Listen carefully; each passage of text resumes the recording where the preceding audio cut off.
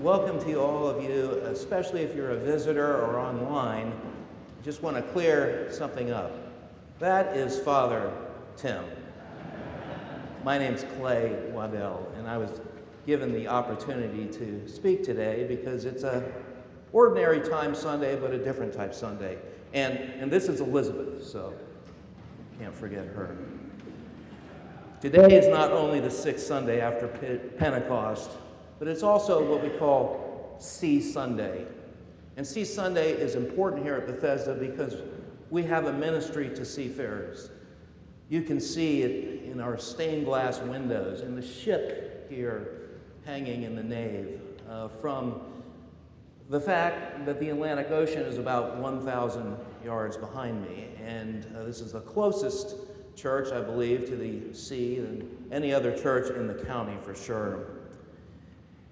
Ever since its establishment in 1975, the second Sunday in July has been dedicated as an international day of prayer for seafarers, their families, and for those who work in the various maritime industries which support the most crucial and vital role in the supply chain we hear so much about. It's a day of prayer for the coast guards and navies of the world which keep watch, and for all those in the church and outside the church that offer support as volunteers, knitters, stitchers, cookie bakers, soap and shampoo collectors, and Christmas at Sea gift bag assemblers. It's a day to thank you, Bethesda-by-the-Sea, and other congregations and individuals that provide the human touch of love and gratitude to mariners, which remain hidden from our sight.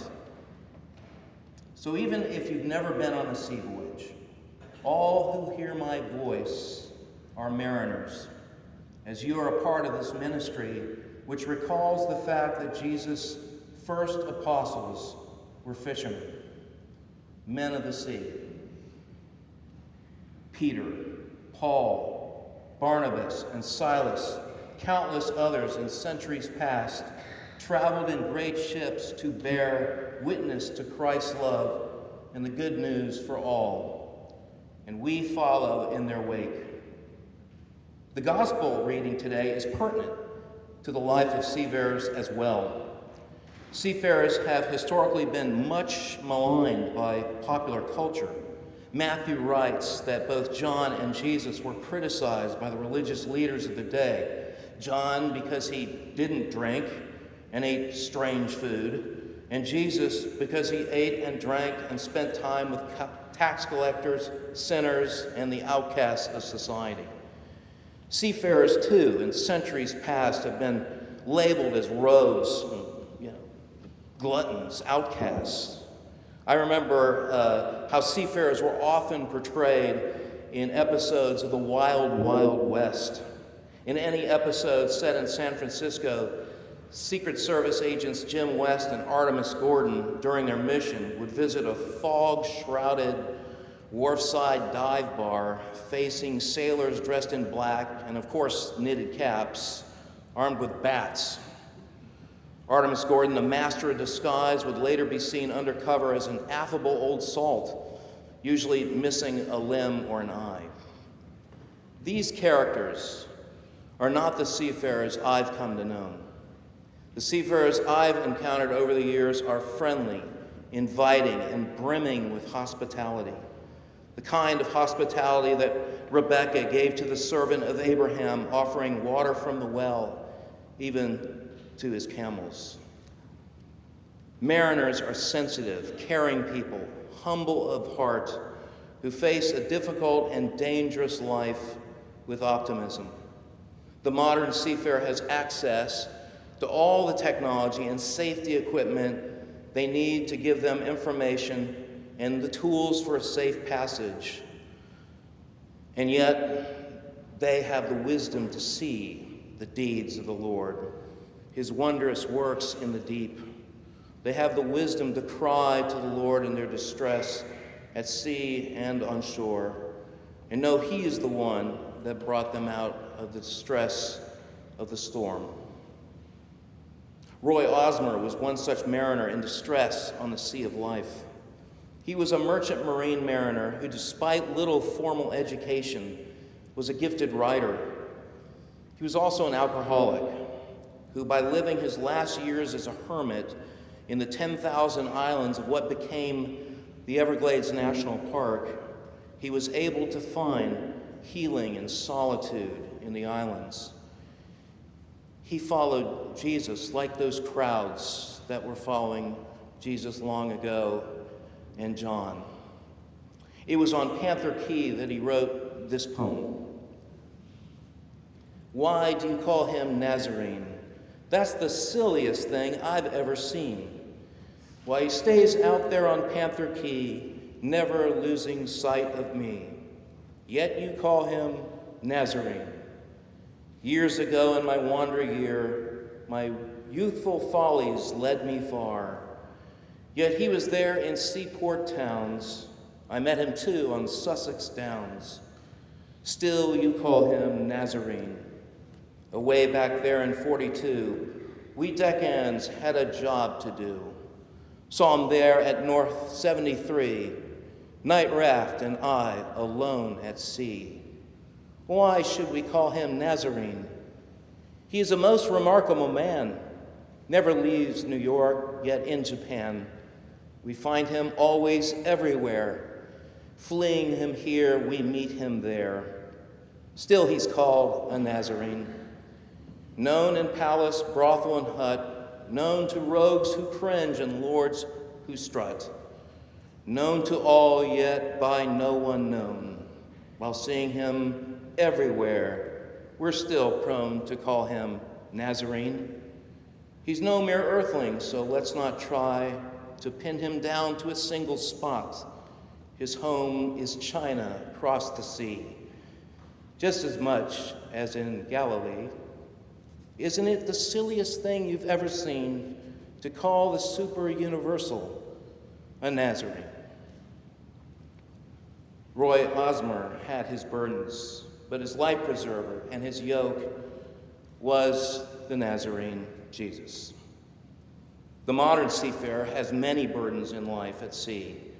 The Mission to Seafarers, a worldwide maritime welfare organization and a ministry of the Anglican Communion, provides help and support to the 1.8 crewmen and women who face danger every day to keep our global economy afloat.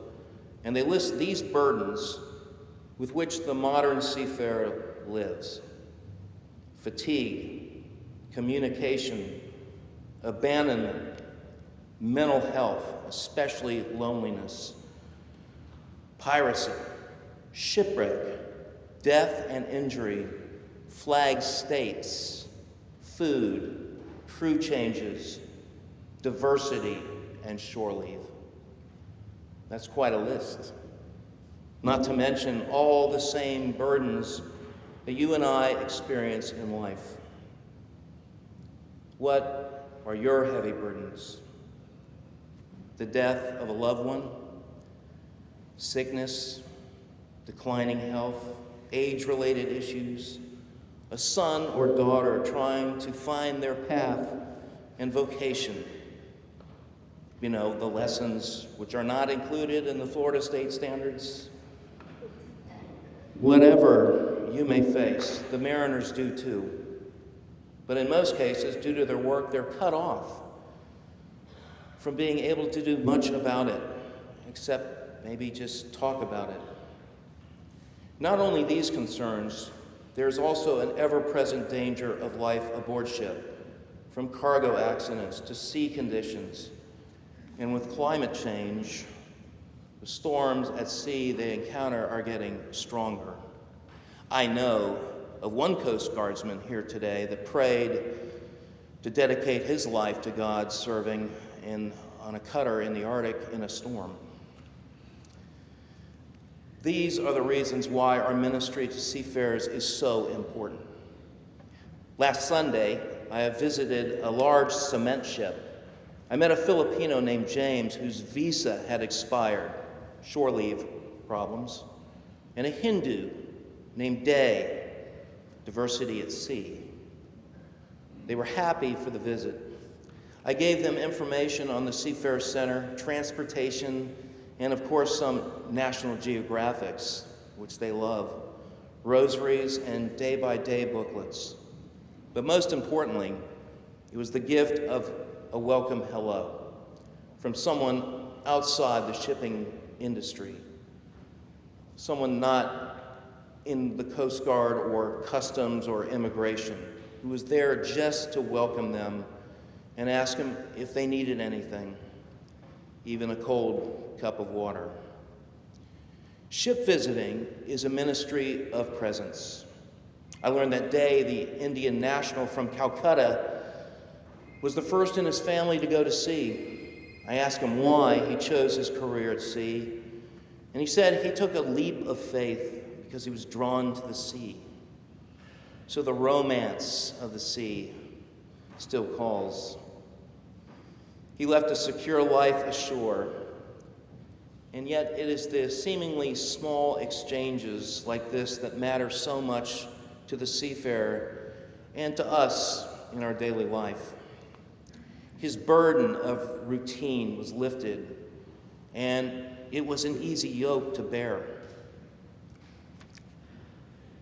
I recall one sermon from our interim rector, Perry Fuller, years ago when he shouted, "Be Christ!"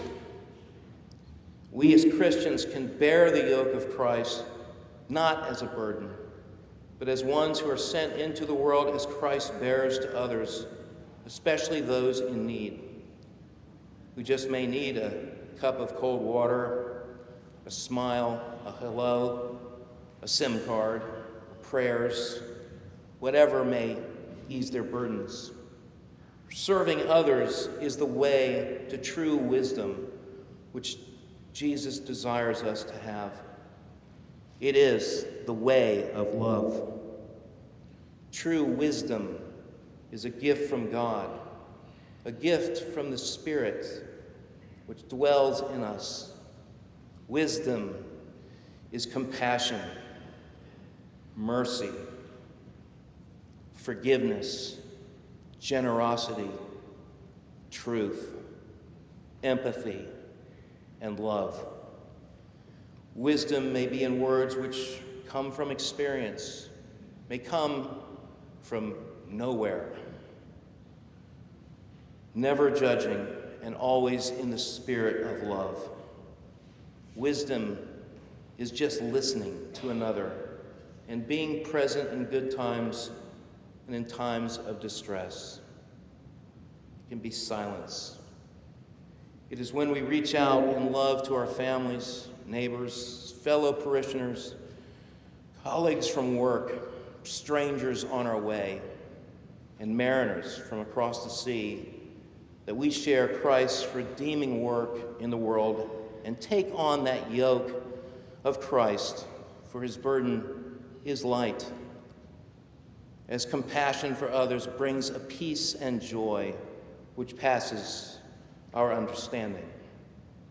When we save soap and shampoos, make flower arrangements to the homebound or visitors, knit caps for young mariners, even those knitting in the twilight of their lives, write thank you cards, visit a friend in the hospital, offer prayers to someone you know who needs them, serve at homebound services, and feed the hungry at St. George's.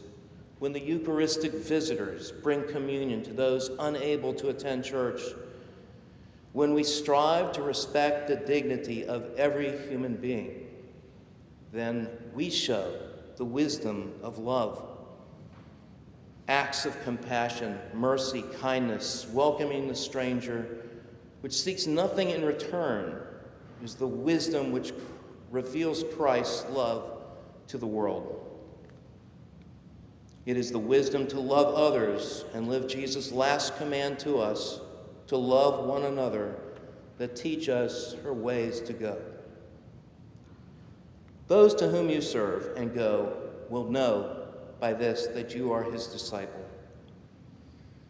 May we, in all our ministries to seafarers, at work, at home, to all God's people everywhere, no matter our level of education, in good repute and in ill repute, reveal the Father's love as it has been revealed to us through Christ.